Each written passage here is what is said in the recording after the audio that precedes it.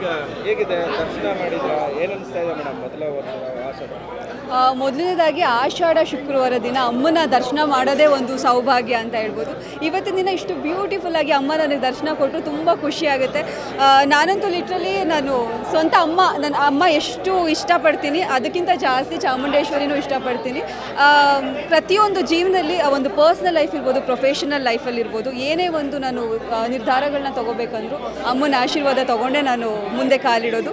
And specially ಇವತ್ತು ಬಂದು ಅಂದರೆ ಪ್ರತಿ ವರ್ಷ ಆಷಾಢ ಶುಕ್ರವಾರಗಳನ್ನು ಬಂದೇ ಬರ್ತೀನಿ. 4 ಶುಕ್ರವಾರನೂ ಬರೋಕ್ಕೆ ಟ್ರೈ ಮಾಡ್ತೀನಿ. ಸಾಧ್ಯ ಆದರೆ ಒಂದು ಶುಕ್ರವಾರ ಅಂತೂ ಮಿಸ್ ಮಾಡದೆ ಬಂದೇ ಬರ್ತೀನಿ. ಆ್ಯಂಡ್ ಒಂದು ಶುಕ್ರವಾರ ಅರಿಶಿನ ಕುಂಕುಮ ಹಚ್ತಾ ಸ್ಟೆಪ್ಸ್ಗಳನ್ನ ಅಂದರೆ ಮೆಟ್ಲುಗಳನ್ನ ಹತ್ತಿ ನಾನು ಬಂದು ಅಮ್ಮನ ದರ್ಶನ ಮಾಡ್ತೀನಿ. ತುಂಬ ಖುಷಿ ಆಯಿತು ಆ್ಯಂಡ್ ತುಂಬ ಎಮೋಷ್ನಲ್ ಕೂಡ ಫೀಲ್ ಆಯಿತು. ಅದೊಂದು ನಂಬಿಕೆ ಇದೆಯಲ್ಲ, ಆಷಾಢ ಶುಕ್ರವಾರ ದಿನ ತಾಯಿ ಸನ್ನಿಧಾನದಲ್ಲೇ ಇರ್ತಾರೆ ಅಂತ. ಅಲ್ಲಿ ನೋಡ್ತಿದ್ರೆ ಸಾಕ್ಷಾತ್ ತಾಯಿನೇ ಕೂತ್ಕೊಂಡಿದ್ದಾರೆ ಆ್ಯಂಡ್ ನಾವು ಕೇಳ್ಕೊಟ್ರನ್ನೆಲ್ಲ ಕೇಳಿಸ್ಕೊತಾ ಇದ್ದಾರೆ ಅನ್ನೋ ಅಷ್ಟು ಫೀಲ್ ಆಯಿತು ನನಗೆ. ತುಂಬ ಖುಷಿಯಾಗಿದೆ. ಆ್ಯಂಡ್ ಎಲ್ರಿಗೂ ಚಾಮುಂಡಿ ಹಬ್ಬದ ಶುಭಾಶಯಗಳು.